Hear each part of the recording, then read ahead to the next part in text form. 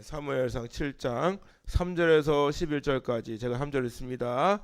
사무엘이 이스라엘 온 족속에게 말하여 이르되 만일 너희가 전심으로 여호와께 돌아오려거든 이방 신들과 아스라롯을 너희 중에서 제거하고 너희 마음을 여호와께로 향하여 그만을 섬겨라. 그리하면 너희를 블레셋 사람의 손에서 건져 내시리라.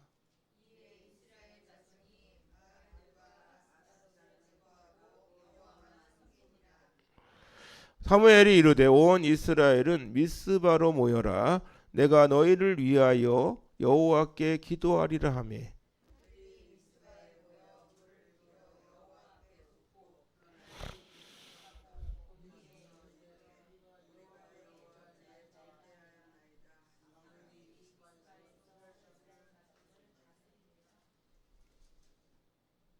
예. 7절입니다. 7절. 이스라엘 자손이 미스바에 모였다함을 블레셋 사람들이 듣고 그들의 방백들이 이스라엘을 치러 올라온지라. 이스라엘 자손들이 듣고 블레셋 사람들을 두려워하여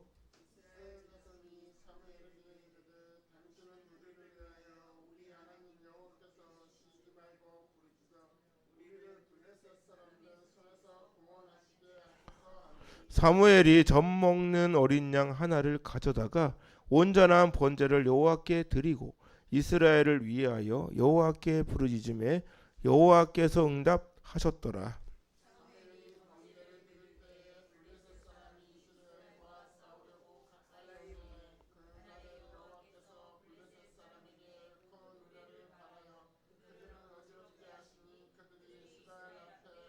같이 있습니다. 이스라엘 사람들이 미스바에서 나가서 블레셋 사람들을 추격하여 백갈 아래에 이르기까지 쳤더라. 아멘. 올해 우리 할렐루야 교회 표가 뭐죠? 시작. 예수님을 본받는 되라. 오늘은 예수님 본받는 믿음의 모델로서 사무엘을 통해 한번 은혜를 나누려고 합니다. 사무엘 따라합시다. 하나님께서 들으셨다.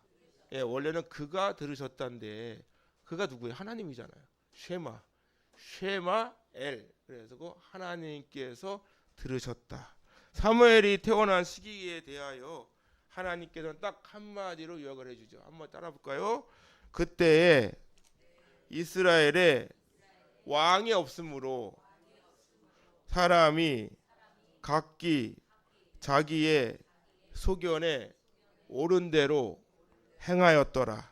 할렐루야. 사무엘상 사사기의 처음과 끝이 이래요. 땅을 다 분배받고 그냥 좀 이렇게 먹고 살만하고 전쟁 안 하잖아요. 사사시대 여호수아가 모든 공격체를 이끌고 가나안 땅에 들어가서 칠족속을 다 물리쳤어요. 그리고 땅을 다 분배받습니다. 12지파가 그냥 각기 땅이 생긴 거야. 이제 생기니까 어떻게 전쟁할 일 없잖아요. 편안하게 거기서 살고 자기 땅에서 경작해가지고 농사지어 먹고 이러는데 문제는 뭐예요? 따라합시다. 한가하면 죄 짓는다. 한가하면 죄죠. 여러분 내가 노가다 해봤거든요. 오래 한 건 아닌데 야 진짜 힘들더라고. 6시에 나가가 무슨 일을 6시부터 시작을 해.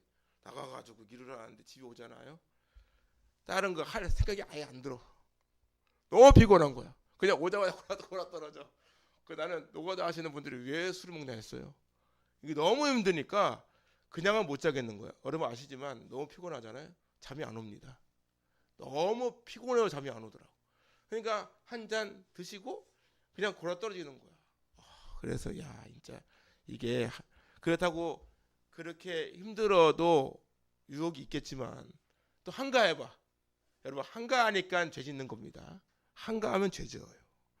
그러한 것처럼 모세 이후로 이스라엘 백성은 여호수아를 중심으로 하여 가나안 땅에 모든 땅을 정복하고 땅을 다 분배받았지만 중요한 건 뭐예요? 그렇게 광야 생활하면서도 그런 불평하고 원망했던 하나님이 다 필요한 거 다 채워주시지만 막상 자기 땅에서 편안하게 사니까 은근슬쩍 또 나태해져가지고 이럴 때가 많다는 것이죠. 그래서 하사기는 사이클이 있죠. 따라볼까요? 배교, 심판, 회개, 구원. 할렐루야. 하나님 아버지 앞에 잘 세면 되는데 꼭 죄를 지어요. 그것도 혼난다? 혼나면 어떻게 돼? 한 대 맞지 이제. 한 대 얻어맞고 회개해요. 하나님께 죄송합니다. 괜히 내가 그래놓고 또 하나님께 또 손길을 딱 뻗어주죠. 그래가지고 하나 하사를 보내가지고 또 알았어 해가지고 또 이렇게 쫙 하면은 또 이제 아유 감사해요 하고 다 지난다. 그래놓고 좀 지나잖아. 또 죄를 지어요. 그게 우리네 인생이라고. 조금만 하다가 기도해가지고 응답받으면 너무 좋아가지고 할렐루야 하다가 언제 그러냐 이제 또 잊어버리고 또 그냥 또 지 멋대로 살다가 또 죄를 지어요. 그거 슬그머니 또 예배를 등한시하든지 모르겠지. 그러면 그러다 보면 나도 모르게 또 괜히 또 하나님께 사인이 와요. 지나가다가 돌뿌리에 걸리만 넘어져도 맞아 내가 이러면 안 되는 거였는데 이렇게 감사해야 돼. 그런 건 또 그런 거는 또 재캐치해. 또 내가 이러면 안 되는데 알면서 왜 죄를 짓냐고. 그러다가 또 하나님 아버지 앞에 회개하고 돌이켜서 다시 회복이 되면 쭉 가면 되는데 신앙이 항상 기복이 이렇게 그래서 기복이 있는 거예요. 이번 주 지난주에 그 새신자 공부할 때 그랬잖아요. 이렇게 신앙이 이렇게 쭉 올라가면 얼마나 좋겠냐면 이게 아니라 그랬죠. 올라갔다가 똑 떨어졌다가 올라갔다가 똑 떨어졌다 하는데 문제는 이게 아니라 이렇게 간다는 거죠. 바로 여러분들의 신앙이 그래도 우리는 업그레이드 된다는 것이죠. 여러분 항상 하나님께서 제멋대로 살지만 우리는 항상 영적 더듬이를 고정시켜야 된다. 왜? 하나님이 눈은 시퍼렇게 뜨고 우리를 보고 계심을 항상 기억할 수 있기를 바랍니다. 사실 이스라엘은 왕이 없다지만 진정한 왕은 누구겠어요? 그렇지 하나님이잖아. 왜? 다른 이방 나라들은 왕이 있었어요. 그렇잖아요. 애굽도 왕이 있고 블레셋도 왕이 있고 다 왕이 있는데 이스라엘만 왕이 없는 거야. 왜? 왕을 원래 안 세웠어. 왜 안 세워? 진정 왕은 하나님인데 왕을 세울 필요가 없지요. 그래서 그 왕 하나님 말씀대로 살면 되는 거였어. 살면 되는데 꼭 빗나간다니까. 그래가지고 결국 하나님께 혼나는데 사사 12명을 보내가지고 계속 하다가 결국에 어떻게 돼요? 사무엘상에 와가지고 우리가 이제 지금 오늘은 그 내용이 아니지만 어쨌든 하나님께 왕을 요구하죠. 이처럼 영적으로 어둡고 혼란스러운 시대에 한 줄기 빛과 같은 사무엘을 이 땅에 보내주신 것이죠. 사무엘 현장을 보면 사무엘이 아이 사무엘인데 엘리 이 당시 제사장이 엘리예요. 엘리라는 인물인데 이 엘리 앞에서 여호와를 섬길 때에 여호와의 말씀이 희귀했어. 무슨 말일까요? 희귀하다는 게 하나님의 말씀이 정말 사람 움직여야 되는데 그게 아니라 어느 누구의 말도 듣지 않고 자기들이 하고 싶은 대로 다 행하니까 온갖 죄를 짓고 행하는. 그러니까 사무엘 시대 때 제사장이라고 하는 엘리조차도 진짜 얼마나 패역한지 따라볼까요? 엘리의 아들들은 행실이 나빠 여호와를 알지 못하더라. 할렐루야. 엘리 아들 행실이 나쁘대. 나빠라는 단어가 벨리알입니다. 벨리알 어디서 사용하는지 아세요? 벨리알은 사단입니다. 사단. 얼마나 악하게 행동하는지 벨리알이래. 얼마나 못됐는지. 마치 하나님이 없는 인생인 거예요. 하나님을 대적하는 자를 의미합니다.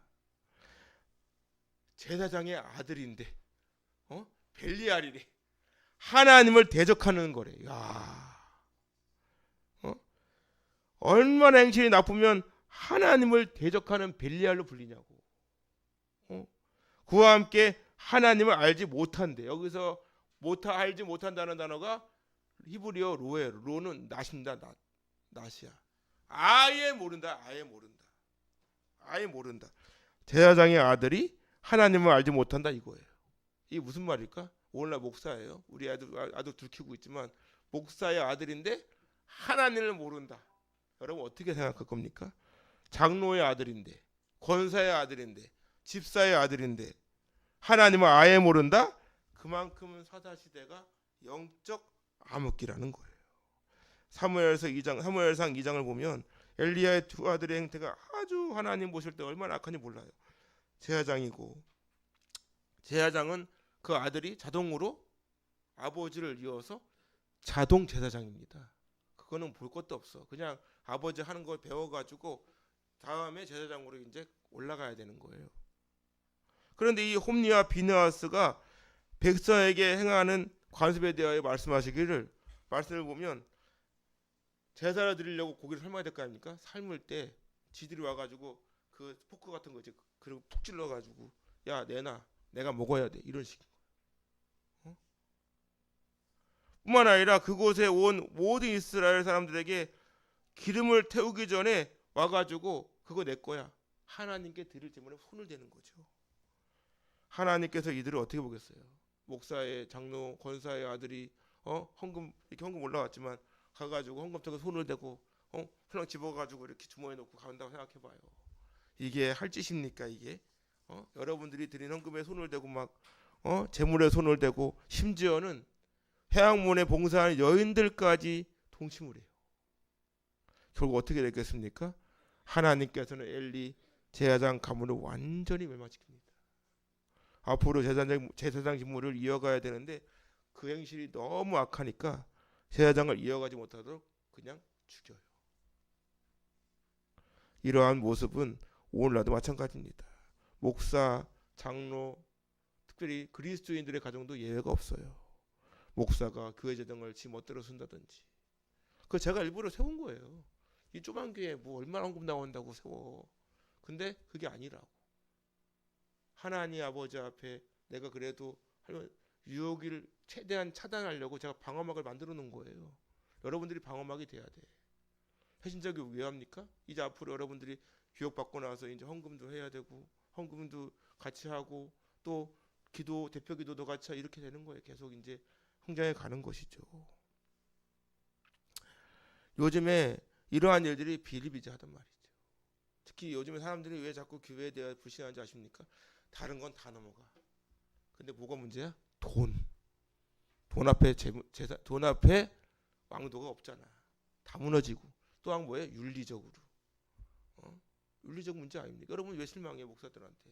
지금까지 다 교회 안 나오는 분들 물어봐요. 그러면 다 목사 욕해. 왜? 목사가 뭐 돈을 함부로 썼네. 목사가 뭐 스캔들이 휘말렸네. 목사가 뭐 권력만 보다 본다지. 정치질을 한다든. 다 이런 식인데 문제는 뭐? 그럼 자기는 어떠냐고. 바로 그런 거야. 우리가 하나님을 모시지만 하나님 앞에 우리가 정말 떳떳하기 쉽지 않다는 것이죠. 세상 갈수록 하나님을 거부하거나 인정하지 않습니다. 더 나아가 예배에 대해서도 진짜 고민해 봐야 돼요. 예배를 자신의 입맛대로 드리기. 코로나 이후로 비대면 예배라 그래가지고 영상 딱 틀어놓고 거기서 예배 드리는 게 진짜 예배인 줄 착각을 하는 사람들. 비록 안 하는 것보단 낫지. 안 하는 것보단 낫지만 자기 입맛에 맞는 설교로만 골라서 듣고 마치 그것이 정답인 양 착각을 한다는 거. 그 요즘에 가장 큰 문제가 뭐냐면 양육받기를 거부한답니다. 예배 그냥 교회 나올 테니까 교회만 나올게요. 나머지는 절대 나한테 신경 쓰지 마세요. 이런 식이래요. 목사, 장로의 가정이라고 해서 신앙이 좋은 것만은 아니죠. 오히려 세상의 즐거움에 빠져 주일을 빼먹고 11조도 안 합니다. 주일에 아르바이트를 하고 시험을 보고 여러 가지 이유로 예배를 등한시해요. 이유가 많지. 들어가 보면 다 이해가 돼. 아유 그렇지 뭐. 맞아요. 과연 하나님이 이해해 주실까? 하나님이 이해해 주시겠냐고. 목사를 이해한다니까. 목사는 얼마든지 이해할 수 있어요. 어제도 우리 이민숙 권사님이 아프다 그래가지고 우리 아내가 전화해 본 거지. 전화해가지고 아유 뭐 괜찮으시냐고. 전화로라도 기도하는 거지. 찾아가기도 부담스러울 거야 또. 찾아간다면. 우리 저기 성명호 어머님은 내가 한번 찾아가거든. 찾아가서 막 기도도 해주고. 그만큼 신앙의 대를 이어간다는 게 쉽지가 않아요. 사실 코로나 바이러스 인해 가장 큰 피해를 본 것이 어디입니까? 예배도 예배였지만 주일학교였어요. 주일학교. 교육부서가 완전히 초토화돼서 초토화. 선생님과 직접 대면을 하고 예배를 가르치고 말씀을 배워야 하는데 예배에 대한 관심이 점점 멀어지고 있는 것이 사실이고 학생들도 학교를 가지 않고 온라인으로 공부를 하다 보니까 늘은 거는 뭐라 그래? 게임의 스펙만 늘어야 되잖아.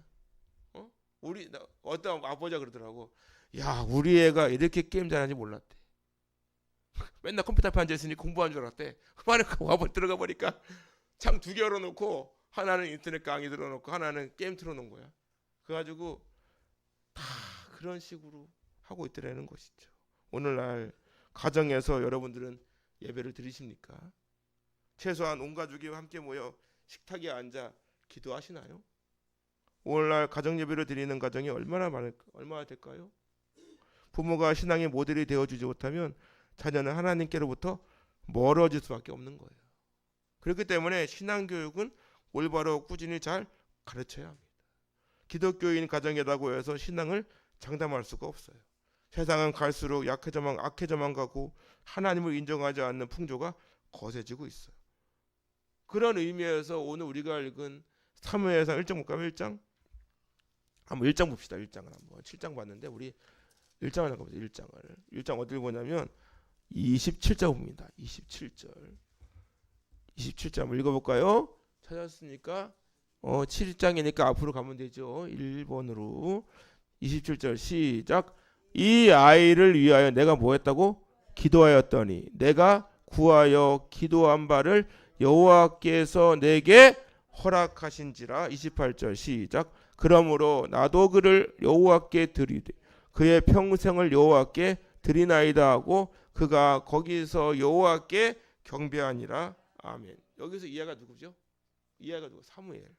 사무엘의 어머니 한나는 사무엘을 위해 기도하였는데 하나님께서 허락해 주셨다고 고백을 해요. 그 한나는 뭐라 그래?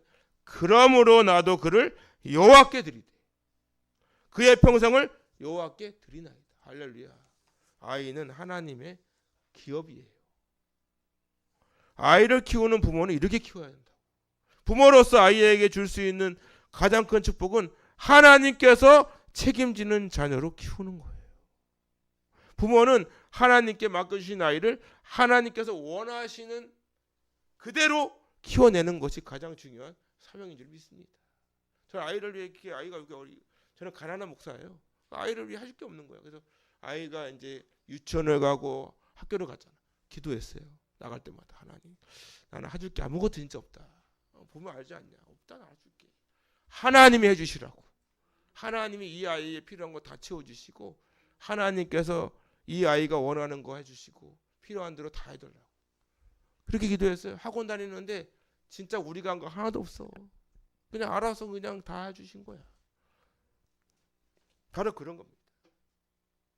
여러 가지 세상 풍조나 논리에 빠지지 마시고 하나님께서 원하시고 기뻐하시는 뜻대로 자녀를 키우고 부모는 그러한 삶을 살아가야 되는 거예요. 오늘 우리가 읽은 사무엘상 7장 말씀의 배경이 이렇습니다. 이스라엘 선들은 블레셋과의 전쟁에서 하나님께 법궤를 빼앗겼어요. 빼앗긴 법궤를 블레셋 지역을 이렇게 옮겨갔잖아. 옮겨갔는데 그 지역을 옮겨가는 곳곳마다 난리가 난 거예요. 하나님께 독한 종기를 보내셔가지고 아주 초토화가 되는 거예요. 그냥 먼저는 아스돗, 그 다음에는 가드, 그 다음에 에구로 뭐 이러면서 막 옮겨가는데 사람들이 나 죽겠다, 도저히 안 되겠다, 이거 다 이스라엘 빨리 보내줘라, 이거 다 죽게 생겼다, 이러다 막 이런 거예요. 7개월 만에 온 지역이 초토화가 되니까 블레셋 사람들이 제사장들과 복술자들을 불러가지고 우리가 여호와에게를 어떻게 하면 좋겠냐, 그것을 어떻게 있던 곳으로 보낼 것인지 우리에게 가르쳐줘라. 그래가지고 독종 5과 금지 5마리야 뭐 이래가지고 그걸 다 이렇게 해가지고 하면 된다, 뭐 이런 식으로 된 거예요. 그리고 말하기를 너희는 너희의 독한 종기의 형상과 땅을 해롭게 하는 쥐의 형상을 만들어 이스라엘 신께 영광을 돌려라. 그가 혹 그의 손을 너희와 너희의 신들과 너희의 땅에서 가볍게 하실까 하노라. 이러면서 빨리 이스라엘로 보내줘라. 결국 이 사람들이 복술자와 그 지역 제사장들이 말한 대로 그대로 합니다. 그리고 그걸 수레에 실어가지고 이렇게 보내는데 여기서 또 문제가 생기죠. 암소가 벳세메스 길로 바로 행하여 대로로 갈 때 갑자기 울고 좌우로 치우치지 않고 블레셋 왕백들은 벳세메스 경계선까지 따라가요. 실제 말하면 지역 경계까지 따라간 거죠. 벳세메스로 가는 소를 송아지를 두고 곧장 베스메스로 왔다는 자체는 상식적으로 이해가 되지 않습니다. 저기 그 외양간 그러니까 소 키우는 분들을 봤더니 그 얘기 이걸 딱 보더니 이해가 안 된대요. 소가 어린 송아지를 두고 이게 움직인다? 떼어놓으면 아주 난리 나대더만. 근데 이게 그렇게 그냥 간다는 건 말이 안 되는 거예요. 곧장 베스메스로 가는 모습을 보면서 블레셋 사람들은 우연이 아니라 하나님께서 내리신 재앙임을 알고 그대로 돌아가요. 그리고 두 암소는 하나님께 범죄물로 드려집니다. 그리고 이 모습이 십자가를 지고 골고다로 올라가는 예수님 그리스도의 예표다 라는 거죠. 그런데 여기서 문제가 생겨요. 베스메스 사람들이 하나님께 벗게 이렇게 볼 수 있잖아요. 이렇게 봤는데 다 죽었네. 들여다보는 사람은 다 죽었어. 왜 그랬을까? 거룩하기 때문에. 우리가 수요일날 성막을 하고 있죠. 성막을 하는데 마침 또 이번 주 법궤네. 법궤인데 이번 주는 쉬어야겠네. 아이 정말로. 그 법궤를 다 들어 죽어요. 여러분 대제사장도 지성소는 1년에 한 번 들어갑니다. 죽어요. 죽어. 아무나 들여다보면 안 된다는 것이죠. 결국 어떻게 되었습니까? 베스메스 사람들이 전령들을 기럇 여아림 주민에게 보내가지고 하나님의 법궤를 옮겨 가져가라. 결국 법궤는 기럇 여아림 사람들에 의하여 아비나답의 집에 들여놓고 그의 아들 엘르아사를 거룩하게 구별하여 하나님의 법궤를 지키게 하여 그 기간이 자그마치 20년. 그럼 왜 하필 아비나답입니까? 아비나답의 뜻이 뭐냐면 따라합시다. 나의 아버지는 고귀하시다. 또 엘르아살일까? 따라합시다. 하나님께서 도우셨다. 다 하나님과 연관된 이름이야. 또 보면 이게 진짜 히브리어의 매력이에요. 어떻게 그렇게 또 하나님과 연관이 될까? 대제사장의 아론의 아들 이름이 엘르아살입니다. 엘르아살. 똑같은 이름이 또 나온 거예요. 결국 빼앗긴 법궤를 거룩하게 구별된 엘르아살이 지키도록 하신 거죠. 거룩하게 구별하여서. 그래서 오늘 말씀 2절 볼까요? 한번 7장 2절 봅시다. 7장 2절. 오늘 말씀 7장 2절 봅니다. 같이 2절 한번 시작. 괴가 기럇 여아림에 들어간 날부터 몇 년? 20년 동안 오래 있은즉 이스라엘 온 족속이 여호와를 사모하니라. 아멘. 여기 사모한다는 단어가 따라합시다. 울부짖다, 슬퍼하다, 애도하다. 우리가 만약에 이 말씀을 그냥 봤다면 간절히 사모하네 이럴 수 있는데 뭐라 그래요? 슬퍼하다, 울부짖다, 애도하다야. 그 수동태로 되어 있어요. 왜 그럴까? 슬퍼하고 울부짖고 애도할 수밖에 없는 환경이 도래한 거 아닙니까? 이는 하나님 아버지 앞에 자신들의 그 비참한 모습을 보고 회개하고 울부짖으며 간절히 매달렸다는 거예요. 하나님 언약궤가 기럇 여아림에 있는 동안에도 블레셋은 끊임없이 이스라엘을 침공했어요. 이스라엘은 이제 하나님의 법궤를 가지고도 블레셋을 이길 수 없다는 사실이 너무나 두렵고 더 이상 견딜 수가 없어서 하나님 앞에 살려달라고 한 거예요. 그럼 블레셋과 전쟁 가운데 무슨 일이 있었냐면 블레셋 장군이 와가지고 막 쿵쿵쿵쿵 막 난리 났어. 막 이러고 있는데 갑자기 저기 가가지고 야 법궤 가져와 이렇게 된 거. 이스라엘 불리하니까 법궤 가져와 그랬어요. 법궤를 가져오면 이길 줄 알았지. 법궤는 곧 하나님이잖아. 끌고 이렇게 쭉 들어오는데 법궤가 딱 들어오니까 양쪽에 서가지고 아주 난리 났어. 막 환호성을 드디어 우리가 이겼다고. 블레셋 사람들이 두려워가지고 난리 났어. 그때 장군이 뭐라 그래? 야 정신 차려. 정신 차리고 어차피 이래저래 저래지는 매한가지다. 당당하게 싸워라 이렇게 된 거예요. 거꾸로 됐어. 이쪽에서 얘기되는 거 아니야 그걸? 그래가지고 싸웠는데 어떻게 했어요? 블레셋이 이겼네. 결국 법궤는 가지고 들어왔지만 따라합시다. 하나님이 없는 법궤는 괴짝이다. 그래 안 그래? 여러분 십자가를 믿어요? 하나님 믿어요? 내가 십자가 믿고 가서 귀신이 오니까 막 물러가라 하면은 물러가시냐고. 왜 안 물러가죠? 믿음이 없는데 뭐가 되겠어요? 엘리가 제사장이었다니까. 두 아들은 아주 그냥 말로 진짜 해양말로 뭐같이 행동한다니까. 근데 그러한 사사 시대에 아무리 법궤를 가져 들어온들 역사가 일어날까요? 안 일어날까? 아무나 주님의 이름을 외치는 게 아니죠. 믿음으로 외칠 때 역사가 일어나는 거예요. 우리가 때로는 생각지도 못하고 진짜 감당할 수 없는 어려움에 처할 수 있어요. 답답하고 괴롭고 힘든 일을 경험할 때도 있습니다. 오늘날도 보세요. 겉으로는 아무 일 없는 것 같이 보여도 막상 그 속에 들어가 보면 말 못할 고민이 있는 분들이 얼마나 많은지 몰라요. 그래서 저는 신방가면 깜짝 놀란다니까. 같이 대화를 나눠보면 겉으로부터는 진짜 아무 고민이 없는 것 같아. 근데 막상 엄마가 대화 나눠보면 야, 저런 분도 저런 고민이 있네 할 정도로 되게 힘들어하더라고. 그래서 야, 진짜 겉만 보면은 진짜 아무 일 없는 것 같은데 속을 들어보면 진짜 자식의 문제, 남편의 문제, 뭐 건강의 문제, 뭐 사회 문제, 보증서다가 쫄딱 망했다는 뭐 이런 일이 뭐 다 들려와. 그래서 야, 그렇구나. 근데 바꾸어 생각을 해보잖아요. 그러면 비록 육신은 답답하고 힘들어 죽을 지경인데 그 시간이 하나님을 깊이 체험하게 된다는 사실 믿습니까? 우리가 기도할 수밖에 없는 상황이 도래한 거예요. 그러한 시간 속에서 하나님을 제대로 섬기지 못한 것에 대한 회개의 눈물을 흘리잖아요. 이스라엘 백성들이 하나님의 법궤가 기럇 여아림에 들어간 날로부터 20년 동안 이스라엘 백성들은 눈물로 애통하며 하나님께 부르짖으며 하나님을 찾아요. 왜 그럴까? 그 법궤가 원래 위치로 돌아와야 되는데 계속 떠돌고 있는 거야 지금. 그래서 사무엘은 뭐라 그럽니까? 3절 한번 시작. 사무엘이 이스라엘 온 족속에게 말하여 이르되 만일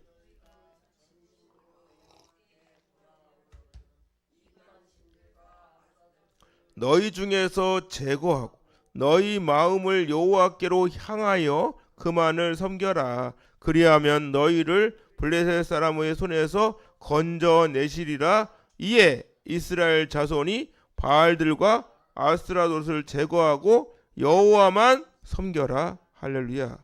하나님께서는 사무엘을 통해 뭐라 말씀하시는 거예요? 이스라엘 전 족속에 말하여 이르되 만일 너희가 전심으로 여호와께 돌아오려거든 이방신들과 아스타롯을 너희 중에서 제거하고 너희 마음을 여호와께로 향하여 오직 그만을 섬겨라는 거예요. 제거하다 따라합시다. 빗나가게 하다, 떠나게 하다, 자신에게 돌이키게 하다. 할렐루야. 명령법입니다.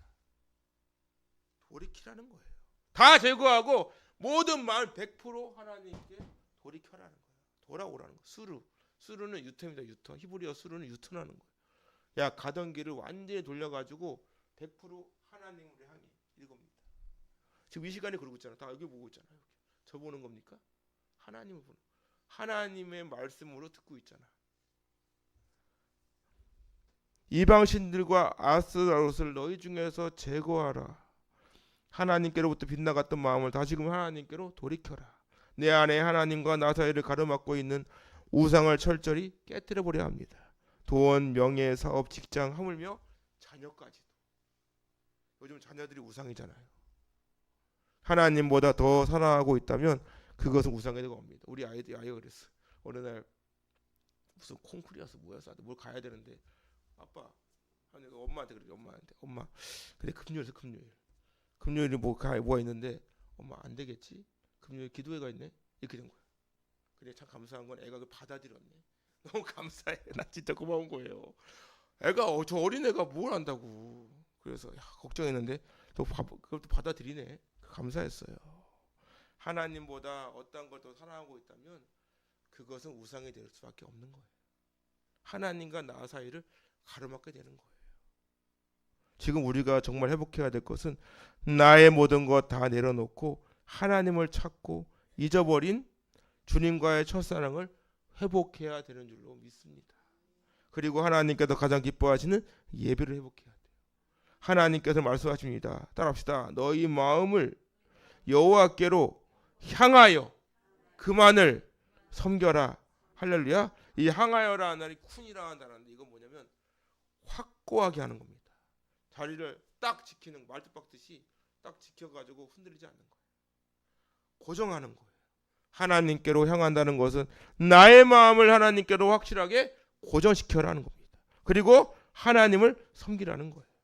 블레셋과 같은 세력들이 끊임없이 괴롭히고 힘들게 하고 있죠. 하지만 내 안에 우상을 완전히 제거하고 우리의 마음을 하나님께로 확고히 고정시킬 때 하나님께서 이렇게 말씀하십니다. 따라합시다. 그리하면 너희를 블레셋 사람의 손에서 건져내시리라. 할렐루야. 건져내시리라. 건져내 주시겠다 이겁니다. 이스라엘 백성들이 블레셋과의 전쟁에서 패하고 하나님의 법궤까지 빼앗긴 이유가 뭡니까? 마음을 하나님께 고정하지 못했기 때문인 거예요. 마음을 빼앗겨 엉뚱한 곳을 바라봤기 때문입니다. 그렇게 되면 여호와 하나님께로부터 심판을 받게 되는 거예요. 우리가 세상의 유혹과 시험에 빠진 이유가 어디 있습니까? 여러 가지 고난과 환난 속에서 신앙이 무너지는 이유가 뭘까요?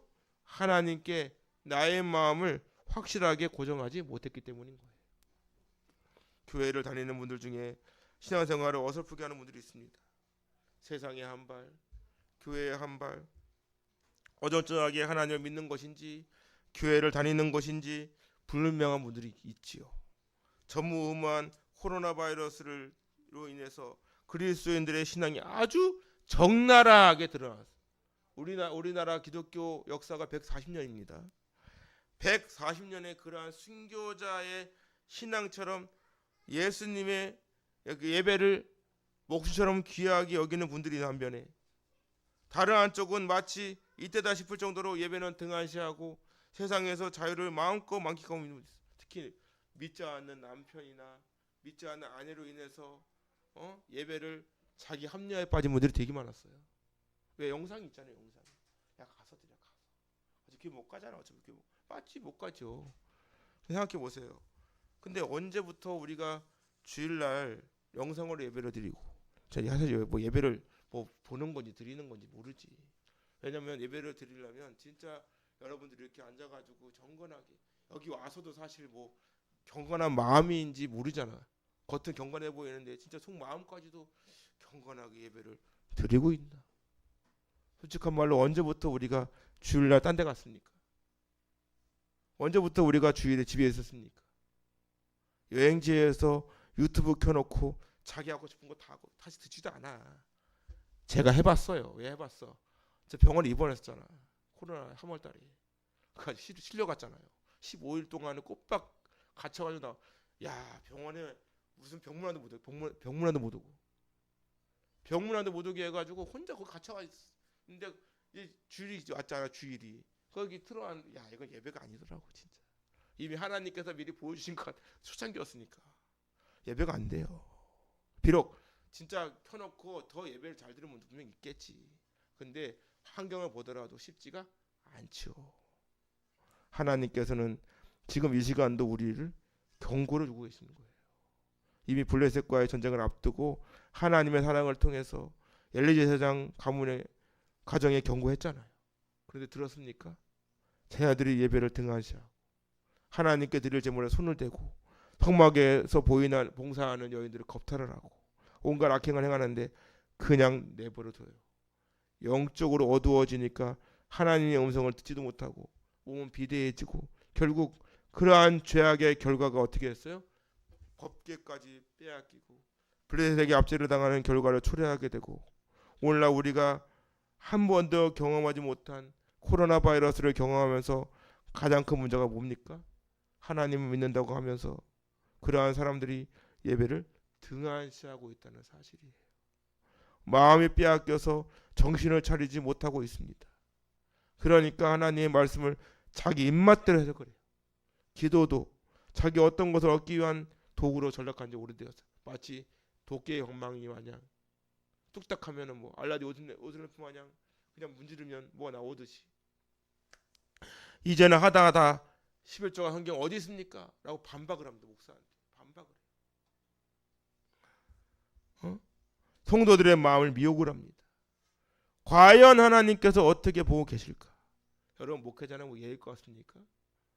목회자가 예배를 드리자면 뭐 할까요? 목회자는 코로나 때 진짜 한량이었습니다. 예배가 없었잖아. 어떤 대하는 분은 이렇게 영상을 찍어가지고 올렸어. 그나마 다행이네 그것도. 그럼 그 찍어 올렸습니다. 그 나머지가 뭐였을까? 경건하게 예배를 드렸을까요? 여러분이나 똑같다고 보면 돼요. 뭐 다릅니까? 전도 안 하고 기도 안 하고 말씀 안 보면 세상 사람보다 못한 거예요. 저는 천만 다행이네 그나마 공부를 했기 때문에. 그동안 그냥 허송세월 보내지 아니하고 공부했잖아. 감사해요. 그래서 결국 하나님의 경고를 무시하게 되면 엘리 제사장 가정과 같은 저주를 받게 되는 거예요.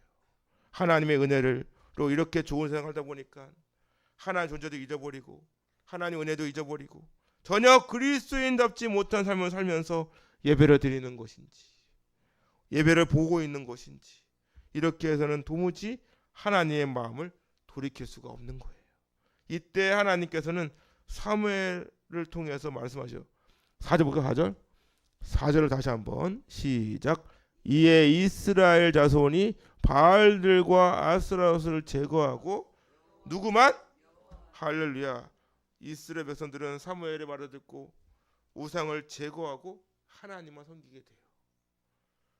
바알은 남자입니다. 남성 신이에요. 풍요의 신. 아스다롯은 여성입니다. 뭐냐? 다산의 신. 여러분 이렇게 나중에 이제 제가 이제 할 기회가 있겠지만 어성경 같은 데 가면 이렇게 보여줍니다. 보여주는데 비너스상부터 다 이거 우상입니다. 이거. 근데 비너스상에서 불상 나온 거 아시죠? 모릅니까? 그렇게 연결돼 왔어. 근데 이렇게 특히 여자분들에게 가슴 이렇게 유방 이렇게 많은 거 있잖아요. 많은 거. 그거 다 다산의 신입니다. 다 다산의 신이야 이게.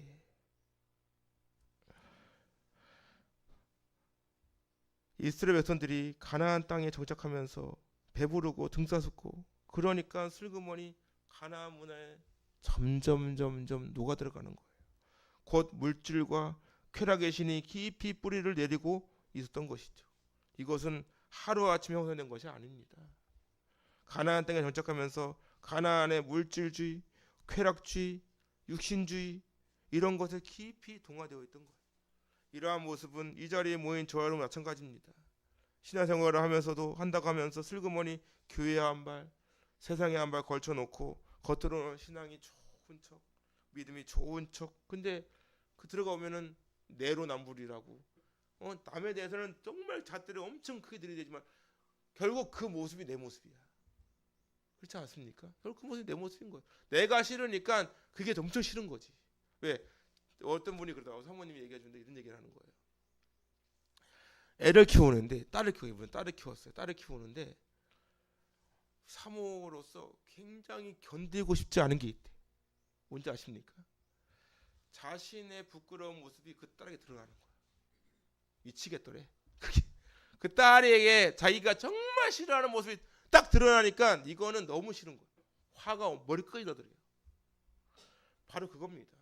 결국 상대방에 대한 비난은 결국 자기의 모습이 그 사람을 통해서 반영되고 있는 것이지.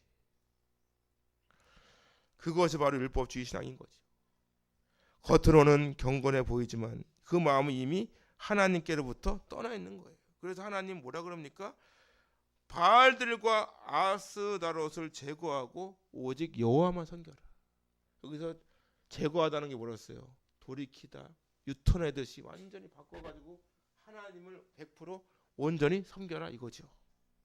너희 안에 있는 바알들과 아스타롯 같은 우상을 다 제거하고 모든 마음을 살아계신 하나님께로 돌리고 오직 하나님만 섬겨라 이거죠. 우리의 마음이 하나님께로 향하기 위해서는 내 안에 있는 우상을 확실하게 제거해야 되는 줄로 믿습니다. 그리고 하나님께서는 사무엘을 통해 미스바로 모이라고 말씀하시죠. 5절 볼까요? 5절 봅니다. 5절 한번 시작. 사무엘이 이르되 온 이스라엘 어디로? 미스바로 모여라. 내가 너희를 위하여 여호와께 뭐 한다고요? 6절 그들이 미스바에 모여 금식하고 거기에서 이르되 우리가 여호와께 범죄하였나이다 하니라. 사무엘이 미스바에서 이스라엘 자손을 다스리니라. 사무엘 선포하죠. 온 이스라엘은 미스바로 뭐예요? 미스츠바 뭐예요? 망대입니다. 망대. 성경에 나오는 미스바 여러 곳이죠. 가나안 땅을 정복하고 영토 분배할 때 유다 지파에 주어진 미스바를 비롯해 요단강 동편 길르앗의 미스바, 사사 입다가 암몬과의 자손과의 일전을 준비했던 성읍 갈릴리 북쪽 에르몬산 인근 미스바, 여러 군데 나오죠. 오늘 말씀에 나오는 미스바는 사무엘 어디 지파죠? 베냐민 지파. 베냐민 지파의 미스바입니다. 미스바로 모여라. 왜? 내가 너희를 위하여 여호와께 기도할 거다. 미스바에 모이는 이유가 뭐죠? 하나님께 기도하기 위해서. 왜? 모이는 이유가 우리가 여호와께 범죄했기 때문에, 하나님께 범죄했기 때문에 회개하기 위해서 모인 거죠. 이들은 미스바에 모여서 미루길로 여호와 앞에 붓고 하루 종일 금식합니다. 여러분, 금식하는 거 뭐죠? 금식을 왜 합니까? 다 금식해 보셨잖아요. 보통 우리는 금식을 언제 하죠? 기도 응답을 받아야 하는데 응답이 잘 되지 않아요. 그래 하나님께 선포합니다. 나 이번에 3일, 5일, 일주일, 2주 금식 들어갑니다. 응답해 주세요. 기도 제목이 우리 아이 어디 대학교에 들어갈 건데 전사했는데 붙게 해주세요. 이번에 사업을 하는데 대박 나게 해주세요. 집을 이사해야 되는데 어디 이렇게 좋은 데가 있었는데 이번에 분양권 냈는데 될 수 있게 도와주세요. 뭐 이런 거죠. 이러한 기도가 잘못되었다고 말하는 것이 아닙니다. 당연히 필요해요. 왜? 내가 필요한 것도 구해야지. 구하라 그러면 주실 거라고 했잖아요. 맞아요. 하지만 진정한 금식의 목적이 무엇인지 우리는 알아야 합니다. 마태복음 9장에 보면 요한의 제자들이 예수님께 나옵니다. 우리와 바리새인들은 금식을 하는데 어찌하여 당신의 제자들은 금식하지 않습니까? 이때 예수님 뭐라 그러면 따릅시다. 혼인집 손님들이 신랑과 함께 있을 동안에 슬퍼할 수 있느냐? 그러나 신랑을 빼앗길 날이 이르리니 그때에는 금식할 것이니라. 할렐루야.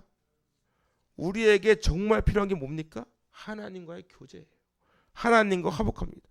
그렇기 때문에 예수님께서는 신랑을 빼앗길 날이 이르리니 그때에는 금식할 것이니라. 딱 지금 상황이. 내 신앙이 좀 하나님과 좀 멀어지고 내 신앙이 좀 약간 하나님과의 교제가 오는데 문제가 생기고 이럴 때 금식하는 거예요. 이럴 때. 이러면 안 되겠구나 진짜. 이럴 때 금식을 하는 거예요. 혹시 신앙생활을 하면서 하나님으로 마음이 멀어져 있습니까?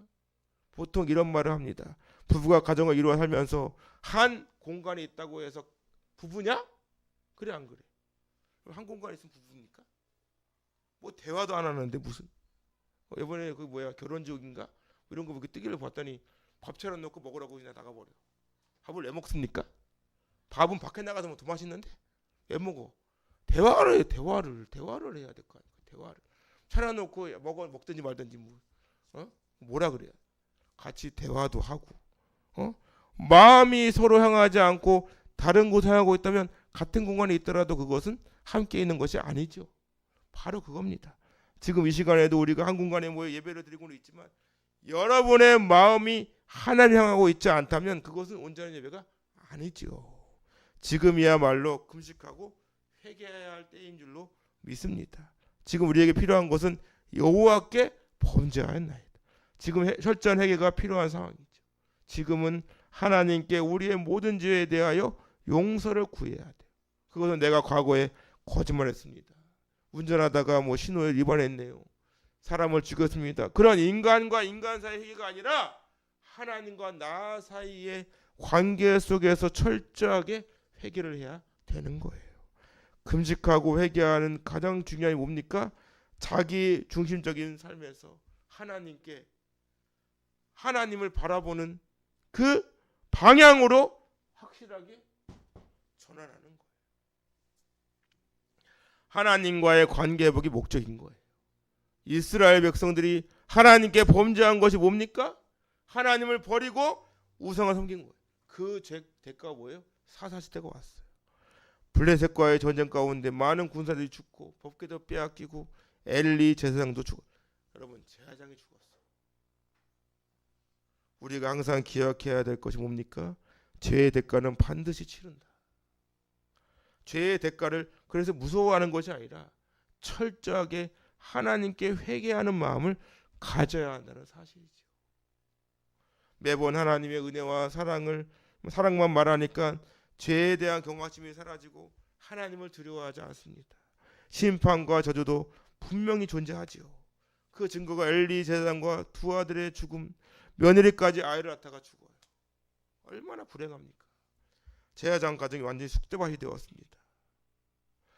출애굽기 1장을 보면 나 내 하나님 여호와는 질투하는 하나님이다. 나를 미워하는 자의 죄를 갚되 아버지로부터 아들에게도 3, 4대까지 이르게 하거든요. 맞잖아. 엘리 죽었죠. 두 아들 죽었지. 며느리가 애한테 죽었네. 딱 맞죠. 근데 하나님 뭐라 그래요? 따라합니다. 나를 사랑하고 내 계명을 지키는 자에게는 1000대까지 은혜를 베푸느니라. 할렐루야.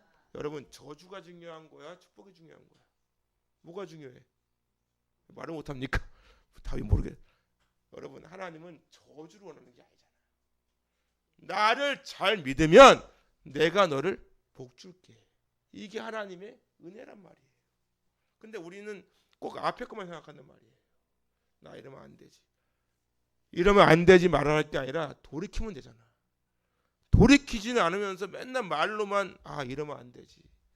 겸손을 가장한 교만입니다. 하나님을 사랑하고 하나님 말씀에 철저하게 순종하며 살아가는 사람과 그렇지 않은 사람의 차이는 엄연히 엄청난 결과를 초래하지요. 하나님 앞에 지은 모든 죄는 철저하게 회개하고 하나님께 용서를 구하면 되는 거예요. 그리고 오직 하나님만 섬길 수 있는 여러분 모두 할 수 있기를 주님의 이름으로 축원합니다. 이스라엘 백성들이 사무엘의 말대로 미스바에 모였다는 것을 블레셋 사람들이 듣게 됐죠. 그래서 7절부터 7절 물고 시작. 이스라엘 자손이 미스바에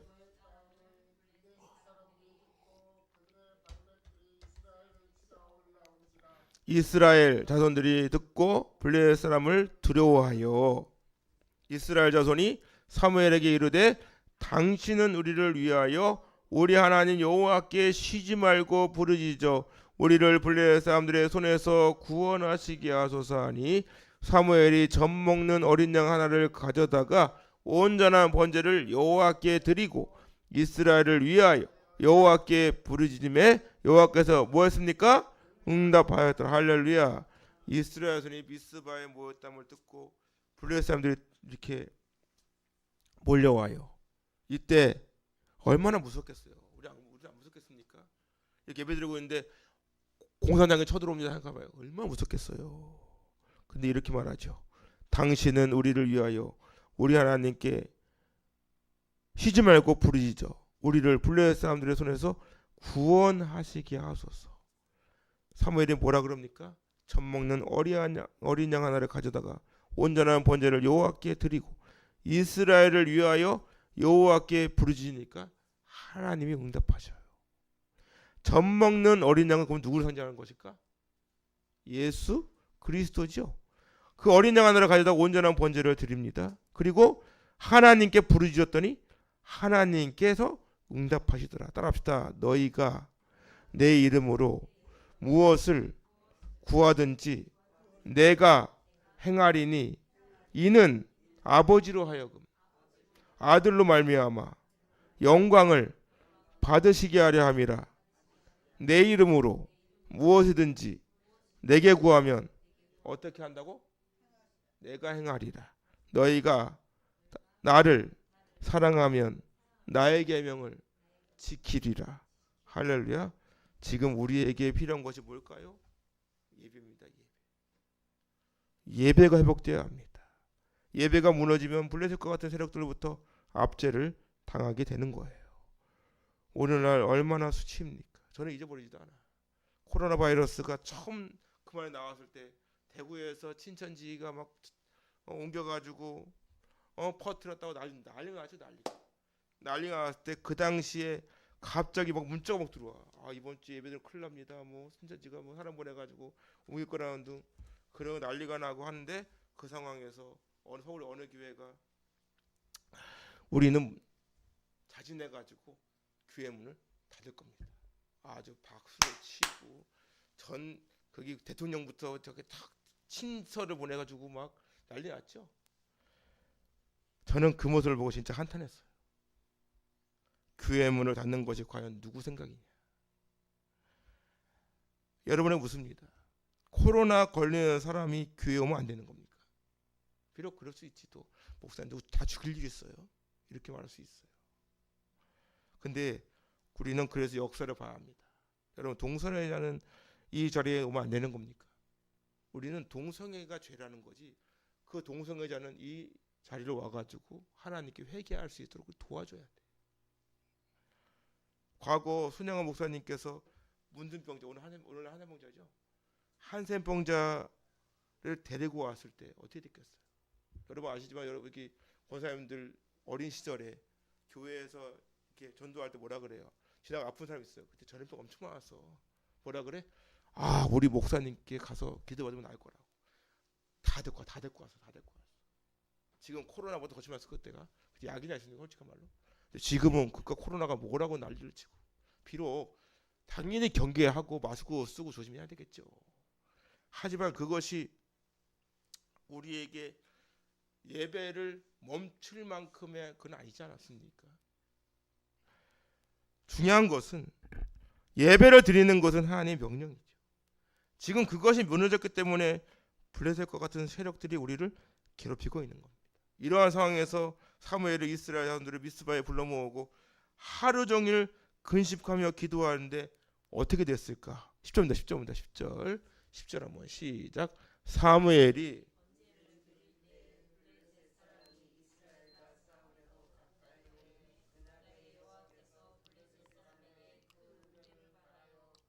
어지럽게 하시니 그들이 이스라엘 앞에 패한지라. 이스라엘 사람들이 미스바에서 나가서 블레셋 사람들 어떻게 100갈 아래에 이르기까지 쳤더라. 다 도망갔어요.